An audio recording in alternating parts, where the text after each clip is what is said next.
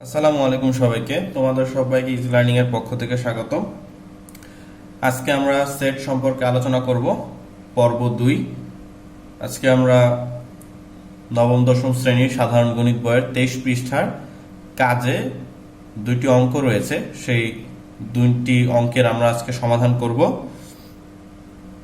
তাহলে চলো দেরি না করে অঙ্ক দুটি শুরু করা যাক। তাহলে ক নাম্বার অঙ্কটি দেওয়া আছে c সমান -9 -6 -3 3 6 9। তাহলে এখানে দেখা যাচ্ছে যে ঋণাত্মক দিকেও সংখ্যা আছে এবং ধনাত্মক দিকেও সংখ্যা আছে। তাহলে এটা নিঃসন্দেহে কি হবে? এটা হবে হচ্ছে পূর্ণ সংখ্যা, কারণ একমাত্র পূর্ণ সংখ্যায় ধনাত্মক দিকে সংখ্যা থাকে এবং ঋণাত্মক দিকে সংখ্যা থাকে। কিন্তু স্বাভাবিক সংখ্যার বেলায় কি শুধু ধনাত্মক দিকে সংখ্যা থাকবে, কিন্তু ঋণাত্মক দিকে কোনো সংখ্যা থাকবে না। তো এটা যেহেতু ঋণাত্মক এবং ধনাত্মক উভয় দিকেই সংখ্যা রয়েছে, তাহলে এটা নিঃসন্দেহে হচ্ছে পূর্ণ সংখ্যা। তাহলে তুমি এখানে কি লিখতে পারো? এখানে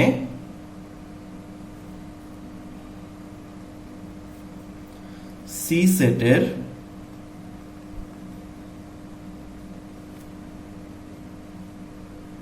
উপাদানগুলো হলো পূর্ণ সংখ্যা।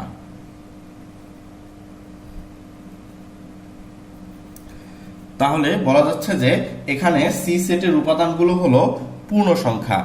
এছাড়াও এখানে দেখা যাচ্ছে কি, দেখো এখানে দেখো 3, পরে আছে 6, পরে আছে 9, এবার একই সাথে 3 6 9। তাহলে 3 3 একে 3, 3 দুগুণে 6, 3 3 9। তাহলে একটা নামতার ধারাবাহিকতা পাওয়া যাচ্ছে। আর আমরা জানি কি, নামতার অপর নামই হচ্ছে হলো গুণিতক। তাহলে আমরা বলতে পারি যে সি সেটে যে উপাদানগুলো রয়েছে এরা হচ্ছে 3-এর গুণিতক। তাহলে আমি লিখতে পারি যে এরা হলো 3-এর গুণিতক। 3-এর গুণিতক। ওকে, এবার আরেকটা জিনিস এখানে দেখা যাচ্ছে যে পূর্ণ সংখ্যা হওয়ার ক্ষেত্রে অবশ্যই শূন্য থাকা লাগবে, কিন্তু এখানে দেখো এখানে পূর্ণ সংখ্যা ঠিকই আছে, কিন্তু মাঝখানে কোনো শূন্য নেই। শূন্য নেই মানে কি, এটা হবে কি অশূন্য, এবং উপাদানগুলো কি হবে অশূন্য, এবং প্রতিটি উপাদান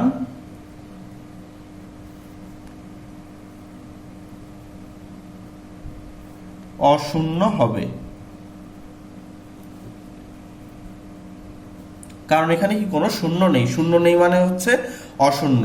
আচ্ছা, এরপরে আমরা যদি এটা পরিসরটা বিবেচনা করি, তাহলে এখানে দেখা যাচ্ছে কি আমরা এটাকে এক্স এর মানও ধরতে পারি, এই ভিতরের উপাদানগুলোকে ওয়াই এর মানও ধরতে পারি, কোনো সমস্যা নেই। এখানে সি সেটের উপাদানগুলোর মান কি দেখা যাচ্ছে যে এই সি সেটের উপাদানগুলোর মান -9 এর সমান বা এর চেয়ে বড়, এবং +9 এর সমান বা এর চেয়ে ছোট। তুমি এই পরিসরে এটা সমাধান করতে পারো। তাহলে আমি লিখলাম যে এখানে অশূন্য হবে। এছাড়া এদের মান -9 এর চেয়ে বড় বা সমান, এবং +9 এর চেয়ে ছোট বা সমান হবে।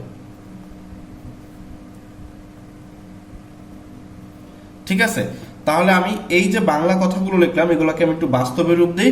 সি সেটের উপাদানগুলো হচ্ছে পূর্ণ সংখ্যা। তাহলে ধরি যে এই যে ভিতরের উপাদানগুলো এগুলো হচ্ছে সব এক্স এর উপাদান। পূর্ণ সংখ্যা উপাদানকে আমরা কি দিয়ে প্রকাশ করি? এপসাইলন। এবং পূর্ণ সংখ্যাকে ইংরেজিতে বলা হয় ইন্টিজার নাম্বার, যেটাকে জেড দিয়ে প্রকাশ করা হয়। এছাড়া তারপর সাজ দ্যাট দিলাম আমরা। পর এক্স কি বলেছিলাম আমরা? অশূন্য। অশূন্য মানে শূন্য নয়, শূন্য নয়, শূন্য নয় দিলাম, শূন্য নয়। এরপরে হচ্ছে হলো এটা হচ্ছে 3-এর গুণিতক, এটা লিখবা 3-এর গুণিতক। এবং আমরা কি পরিসর দিয়েছি? এক্স এর মান কত হবে? 9 এর চেয়ে বড় হবে। বড় মানে এক্স এর দিকে চিহ্ন হবে, -9 এবং সমানও হবে, তাহলে সমান হওয়ার জন্য নিচে একটা দাগ। আর +9 চেয়ে ছোট হবে, তাহলে +9 বড় হবে, জন্য 9 দিকে চিহ্ন হবে, যেহেতু +9ও হবে তার জন্য এই চিহ্নটা দিয়ে দিতে হবে, পরে সেকেন্ড ব্র্যাকেট ক্লোজ।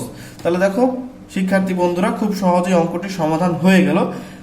একটা কথা হচ্ছে, পরীক্ষার খাতায় তুমি যদি বাংলা কথাগুলো নাও লিখতে চাও, অ্যাভয়েড করতে চাও, তাহলে তুমি অবশ্যই অ্যাভয়েড করতে পারবা, সমস্যা নেই। তুমি যদি এই লাইন থেকে ডাইরেক্ট এখানে এসে পড়ো, তাতে কোনো সমস্যা নেই, তোমার অঙ্ক মার্ক তুমি পেয়ে যাবে। আর এগুলো বেশিরভাগ এমসিকিউ এর ক্ষেত্রে আসে, তাই তোমরা চাইবে যে সবসময় শর্টকাটে করতে।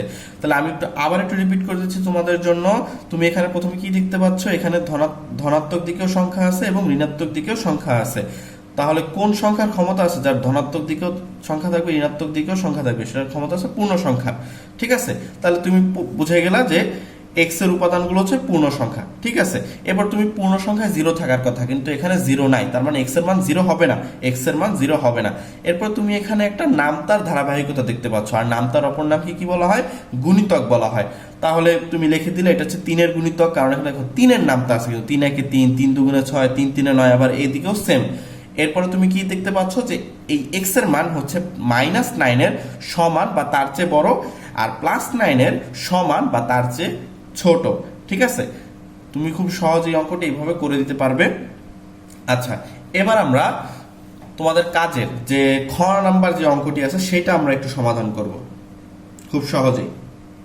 দেওয়া আছে হচ্ছে b সমান y, দেখছো এখানে কিন্তু b এর উপাদান y দিয়ে দিচ্ছে, তাহলে তুমি x ব্যবহার করতে পারবা না। y হচ্ছে পূর্ণ সংখ্যা, y হচ্ছে একটি পূর্ণ সংখ্যা এবং y এর ঘনের মান মানে y কিউবের মান 18 সমান বা 18 চেয়ে ছোট হবে। y কিউবের মান কি হবে, 18 সমান বা 18 চেয়ে ছোট হবে। তাহলে তুমি এই অঙ্কটি কিভাবে করবে, তুমি প্রথমেই ধরে নেবে যেহেতু পূর্ণ সংখ্যা কথা বলে দিয়েছে, তাহলে তোমার অবশ্যই তোমার চিন্তা করতে হবে যে 0 কে সাথে নিয়ে ধনাত্মক দিকেও সংখ্যা যাবে এবং ঋণাত্মক দিকেও সংখ্যা যাবে। তাহলে 0 থেকে ধনাত্মক কারা 1 2 3, আর ঋণাত্মক কারা -1 -2 -3। তবে একটা জিনিস মনে রেখো যে এখানে কি বলছে যে 18 সমান বা 18 চেয়ে ছোট হবে। জানো মাইনাস মান কিন্তু সবগুলাই কিন্তু 18 চেয়ে ছোট। তুমি -1 কোটি বলো, 2 কোটি বলো, 100 কোটি বলো, সবই কিন্তু 18 চেয়ে ছোট। তাহলে এখানে কিন্তু বোঝা যাচ্ছে মাইনাস থেকে একদম ইনফিনিটিভ হবে। ঠিক আছে, কিন্তু প্লাসের দিক থেকে কিন্তু ইনফিনিটিভ হবে না, প্লাসে এটা কোথাও না কোথাও আটকে যাবে। কিন্তু দেখো তুমি যদি চিন্তা করো, আমি আগে একটু চিন্তা করে নিই, আমি যদি 1 নেই তাহলে 1 কিউব করব আমি, তাহলে 1 কিউব কত হয়, 1 হয়। 1 কি 18 চেয়ে ছোট, হ্যাঁ 18 ছোট, 1 নিতে পারবা। এরপর যদি 2 কিউব করি, 2 কিউব মানে কয়টা 2 আছে এখানে, 3টা 2 আছে, কি অবস্থায়, গুণ অবস্থায়। তুমি 3টা 2 কে গুণ করে দাও একসাথে, তুমি পাবা 8। ঠিক আছে, 8 কি 18 চেয়ে ছোট, হ্যাঁ ছোট, তার মানে এটাকে তুমি নিতে পারবা। এরপর তুমি যদি নাও 3 নাও, 3 কে কিউব করলে কত আসে, 3টা 3 হবে গুণ অবস্থায়, তাহলে আসবে 27। 27 কি 18 চেয়ে ছোট, বলবো না 27 তো 18 চেয়ে ছোট না, 27 হচ্ছে কি 18 চেয়ে বড়। তখন 3 তে গিয়ে কি হয়ে যাচ্ছে, এটা অসংজ্ঞায়িত হয়ে যাচ্ছে। সেটা অসংজ্ঞায়িত বলবো না, মানে 18 চেয়ে বড় হয়ে যাচ্ছে। তো তোমার 3 পর্যন্ত নিলেই কিন্তু হবে, তুমি প্লাসের দিক থেকে 3 পর্যন্ত না মাইনাসের দিক থেকে তোমার 3 পর্যন্ত নিলেও হবে, না নিলেও হবে, কারণ মাইনাস মান তো সবই 18 চেয়ে ছোটই হবে। ঠিক আছে, আমি এখানে একটু ধরি নি, যে ধরি y ইজ ইকুয়াল টু, এত কিছু লেখার প্রয়োজন নেই যে y একটি পূর্ণ সংখ্যা, কারণ তোমার প্রশ্ন তো দেওয়াই আছে। তো তুমি লিখবা y ইজ ইকুয়াল টু -2, আমি এখানে ডট ডট দিয়ে দিই, -1 0 1 2 3 ডট ডট ডট দিয়ে দিলাম। ঠিক আছে, কারণ পূর্ণ সংখ্যা এটা ধনাত্মক দিকেও চলতে থাকবে এবং ঋণাত্মক দিকেও চলতে থাকবে। ঠিক আছে, তো আমি প্রথমে লিখি y সমান, তুমি চাইলে মাইনাস গুলো আগে ধরতে পারো, -2 হলে কি দেওয়া আছে, y কিউব দেওয়া আছে, y কিউব লিখবা, তার -2 আছে না, -2 লিখবা। -2 কে কিউব করলে তুমি ক্যালকুলেটরে দিবা -8 পাবা। একটা ছোট্ট বিষয় আমি তোমাকে জানিয়ে রাখি যে এখানে যদি পাওয়ারটা বেজোর হয় তাহলে ভিতরে যদি মাইনাসটা থাকে তাহলে সেই মাইনাসটা সবসময় থেকে যাবে। যদি এখানে বাই চান্স যদি এখানে এ স্কোয়ার বা পাওয়ার 4 বা পাওয়ার 6 থাকতো তখন কিন্তু এই মাইনাসটা থাকতো না। ঠিক আছে, এটা সবসময় মনে রাখবে। -8 কি 18 হচ্ছে ছোট? হ্যাঁ, অবশ্যই ছোট। তাহলে এই মানটা আমাদের যাবে। এরপর আমরা y সমান -1 নিই।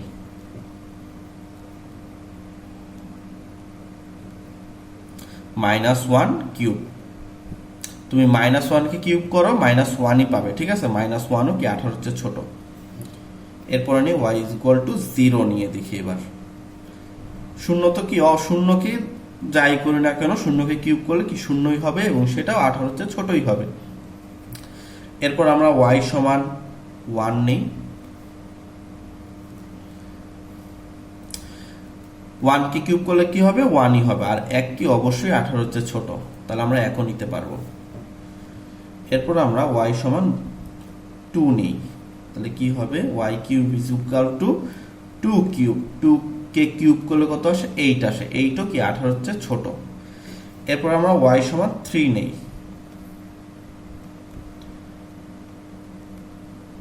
কত হবে? 3 কিউব। 3 কিউব কত হয়? 3 × 3 × 3 মানে 3 3 এ 9, 3 9 27, তাহলে 27 আসবে। এইবার 27 কি 18 হচ্ছে ছোট? না, 27 তো 18 হচ্ছে ছোট না, 27 18 হচ্ছে বড়। আর যে বড় হবে চিহ্ন তার দিকেই হবে। দেখো আমাদের প্রশ্নের চিহ্ন ছিল কার দিকে? 18-র দিকে।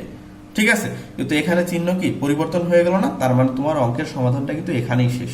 ঠিক আছে, যেহেতু এটাকে সমর্থন করে নাই তাহলে আমাদের এই 5টাই হবে আমাদের অ্যান্সার। তাহলে আমি এখানে লিখে দিই, অতএব বি সমান, আমি এখানে ডট ডট দিয়ে নেব কারণ মাইনাস মান তো সবই ছোট 18 হচ্ছে, -2 -1 0 1 2, এটাই হচ্ছে অ্যান্সার। ধন্যবাদ সবাইকে। যদি ক্লাসটি ভালো লেগে থাকে অবশ্যই সাবস্ক্রাইব করে দিবে এবং যদি অঙ্কটি বুঝতে কোনো সমস্যা হয় তাহলে আমাকে অবশ্যই কমেন্ট বক্সে কমেন্ট করে জানাবে। ধন্যবাদ সবাইকে।